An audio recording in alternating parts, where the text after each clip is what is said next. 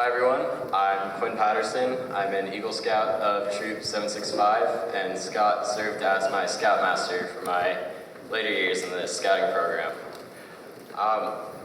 These past couple of weeks, as I've been reflecting on the time that I spent with Scott, it's been difficult to try and find one moment that really defined the person he was and what he meant to a lot of people. But the first thing I remembered was my first camp out with Scott. And it was 4 years ago at Camp Balboa, and so, us Boy Scouts arrive, and we're pitching up our tents. They're about 4 square feet on a good day, so blame all your future brat problems on that. And I looked over at Scott, and first thing I noticed was the big straw hat that he wore. And that thing is the size of Abe Lincoln's top hat. And we gave him, more grief than anyone probably could have taken over that, but Scott just had this extremely thick skin. And next thing that we saw was this behemoth of a tent that Scott was putting up. I mean, this thing was probably the size of this hall. And as much as we made fun of him for that, we were all secretly hoping that he'd let us stay in there for the weekend. And once you actually got to meet Scott, I think the first thing that came out was his comedic side. I mean, this guy could recite any Mel Brooks movie by heart. He'd do his best to keep it G-rated, but around the right people, he'd let out a few lines from Blazing Saddles.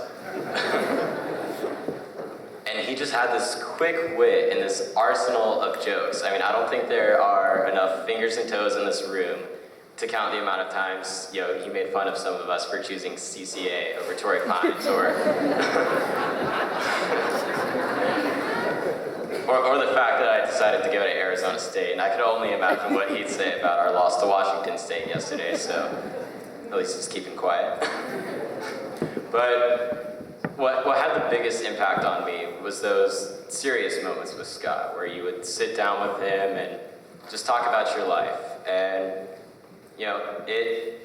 what you could see in those moments was that Scott truly was a leader. That's what he was best at, and that's what he was meant to do with his life.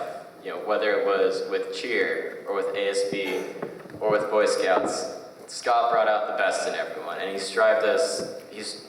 wanted us to challenge ourselves and to strive to be better and to help everyone. If we came up to him for help on our Eagle project, or we had an idea about it, he wanted us to make sure that our main focus was that we would grow from it. Scott made sure that everyone around him grew and became a better person.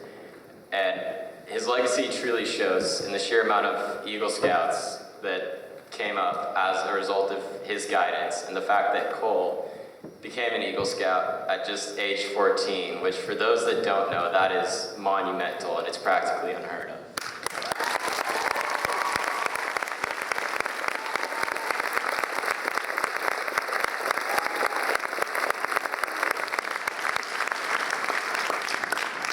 So I think, quite simply, it's clear that Scott did a lot with his life in the time that he was here, and he really affected a lot of people, more than can be put into this room, this entire school, just any location.